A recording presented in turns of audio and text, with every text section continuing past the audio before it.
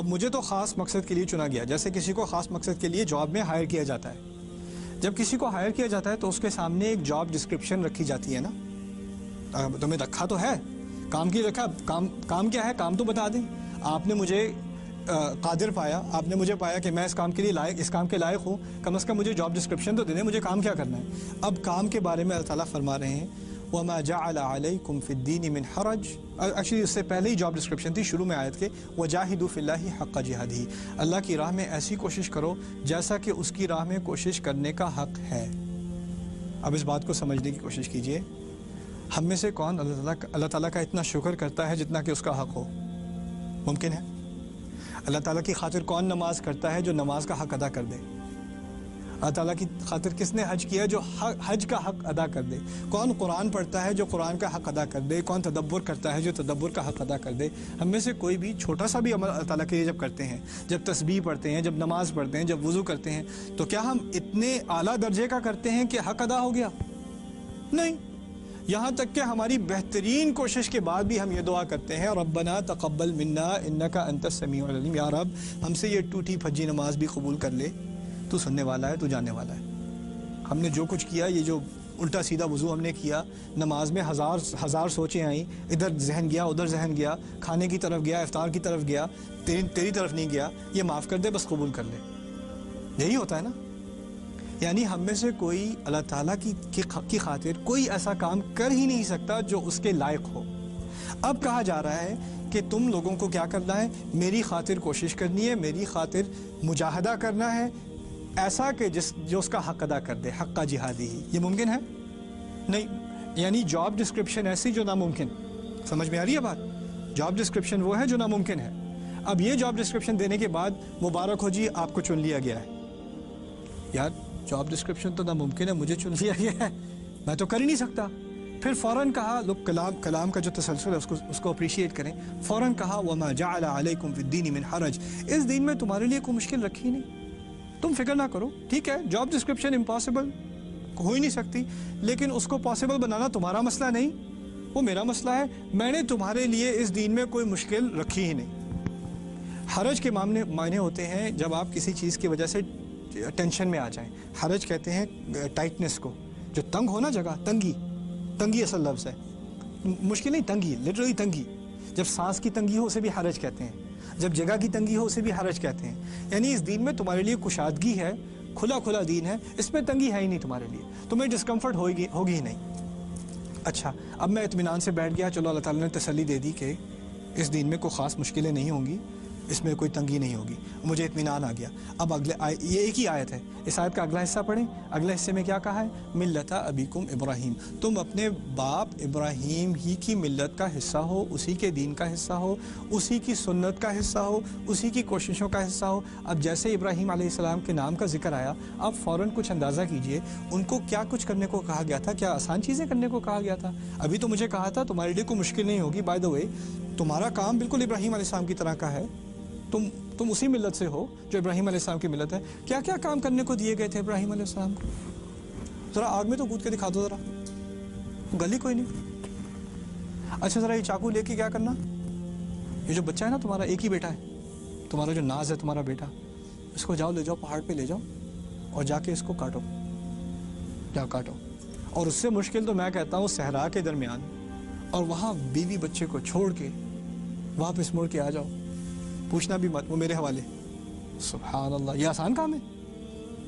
اس میں سے کوئی بھی آسان تو معلوم نہیں ہوتا، یہ تو ناممکن سی باتیں معلوم ہوتی ہیں. تو یہ کیسا کلام ہے کہ مجھے ایک دفعہ تو کہہ دیا کہ اس میں کوئی مشکل ہوگی ہی نہیں، تمہارے لیے تو کوئی مشکل رکھی ہی نہیں. لیکن یاد رکھنا تمہارا کام بھی ابراہیم علیہ السلام کے کام کی طرح ہے، تم بھی انہی کی ملت میں سے ہو. یہ تو بہت متضاد سی بات لگتی ہے، ایک طرح سے کانٹرڈکشن معلوم ہوتی ہے، لیکن اس میں بھی بڑی عظیم حکمت ہے. اگر وہ چیزیں جو ناممکن تھیں، جو ابراہیم علیہ السلام کے لیے آسان کر دی گئیں کہ نہیں؟ چاقو نے کاٹنے سے انکار کر دیا، آگ نے جلانے سے انکار کر دیا، صحرا نے مارنے سے انکار کر دیا، صحرا میں سے پانی نکل آیا، اب تب تک نکل رہا ہے، رائٹ؟ تو جب وہ مشکلیں اللہ تعالیٰ ابراہیم علیہ السلام کے لیے حل کر دے گا تو تمہیں کیا رہ گیا کمپلین کرنے کا؟ جو کہتا ہے انسان کہ یہ دین تو بڑا ہی مشکل ہے، یار اس قرآن پہ تمہارا ایمان ہے کہ نہیں؟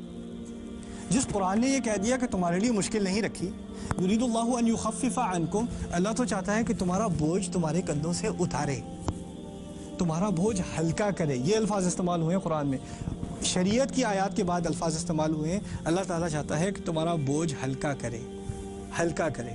ہمارا کانسیپٹ کیا ہے دین کے بارے میں؟ جو دیندار ہو اس کا بوجھ ہلکا ہوا یا بھاری ہوا؟ او ہو یہ تو بہت ہی مشکل کام ہے یار. تم لوگ آپ سے آگے کہیں گے آپ 5 وقت کی نماز پڑھتے ہیں، وقت پہ پڑھتے ہیں، واقعی روزانہ؟ کیا بات ہے، ماشاءاللہ. اللہ تعالیٰ نے آپ کو بڑی توفیق دی ہے. آپ کے چچا کو مبارک، توفیق چچا کو بہت مبارک ان کو.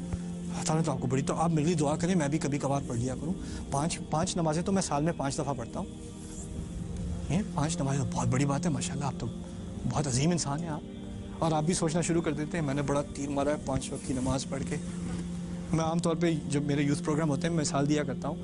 آپ سے اگر کوئی کہے یار آپ ہر ریڈ لائٹ پہ، آپ ہر لال اشارے پہ رکتے ہیں گاڑی، ہر دفعہ، واقعی ہر دفعہ رک جاتے ہیں. ارے یار بڑے عظیم انسان ہیں آپ تو ایسی گاڑی چلاتے ہیں، آپ اتنا آپ کے اندر صبر ہے، قانون کا احترام ہے کہ آپ ہر دفعہ لال لائٹ دیکھ کے آپ فوراً گاڑی پہ بریک مار دیتے ہیں. تو بڑی عظیم چیز ہے. اور آپ بھی ذرا ہاں جی ویسے بات تو بہت عظیم ہے. میں انسان کے قانون کا اتنا احترام کہ کوئی بڑی بات ہے ہی نہیں. اللہ تعالیٰ کے قانون کی بات آتی ہے تو بہت ہی بڑی بات ہے یار. یہ تو کیسے مان لیا اس انسان نے؟ دیکھو ذرا سوچنے کی بات ہے تھوڑی سی. وَمَا جَعَلَ عَلَيْكُمْ فِي الدِّينِ مِنْ حَرَجٍ مِلَّةَ أَبِيكُمْ إِبْرَاهِيمَ هُوَ سَمَّاكُمُ الْمُسْلِمِينَ. اسی نے تو تمہارا نام مسلمان رکھا ہے. ابراہیم علیہ السلام نے تمہارا نام مسلمان رکھا ہے. اس آیت کی 2 تفسیریں ہیں کہ اللہ تعالیٰ نے ہمارا نام مسلمان رکھا ہے، اور دوسری تفسیر یہ ہے کہ ابراہیم علیہ السلام ہی نے ہمارا نام مسلمان رکھا تھا. مسلمان کا لفظ یہودی کو بڑا برا لگتا ہے کہ تم لوگ مسلم کیوں ہو. ان کے ہاں لفظ کیا ہے؟ یہودی. عجیب بات یہ ہے کہ پوری تورات میں یہودی کا لفظ کہیں نہیں، یہودیت کا لفظ کہیں نہیں. پوری بائبل میں عیسائیت کا لفظ کہیں نہیں. پوری ویداز میں ہندو مت کا لفظ کہیں نہیں. یعنی کسی مذہبی کتاب میں اس مذہب کا نام ہی نہیں ہے، کسی مذہبی کتاب میں. ہماری واحد کتاب ہے جس میں کتاب کا، دین کا نام ہی کتاب کے اندر ہے، ان الدین عند اللہ الاسلام. نہ صرف یہ کہ اسلام دین کا نام، ہمارا نام کیا ہے؟ مسلم. بائبل میں کسی کو کرسچن نہیں کہا گیا، تورات میں کسی کو جو نہیں کہا گیا دینی نام سے. ایتھنک نام تو کہا گیا ہے، یعنی ایتھنکلی دے آر جوز، ریلیجسلی نو. ہماری واحد کتاب ہے. یعنی ان دینوں کے تو نام بھی انسان کے بنائے ہوئے ہیں، ان کے نام بھی انسان کے گھڑے ہوئے ہیں.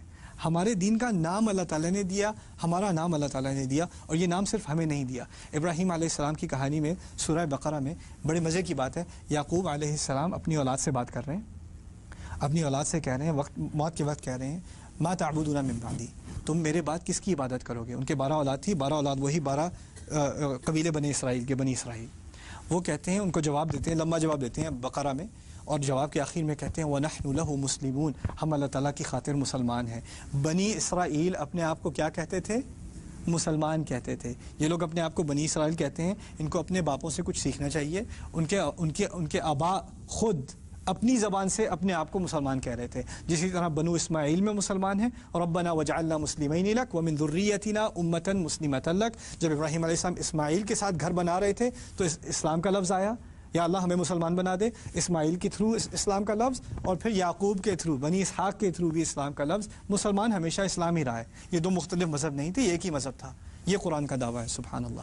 تو اس سے ختم کرتے ہیں انشاءاللہ تعالی. بارک اللہ لی ولکم فی القرآن الحکیم ونفعنی وإیاکم بالآیات والذکر الحکیم. والسلام علیکم ورحمۃ اللہ وبرکاتہ.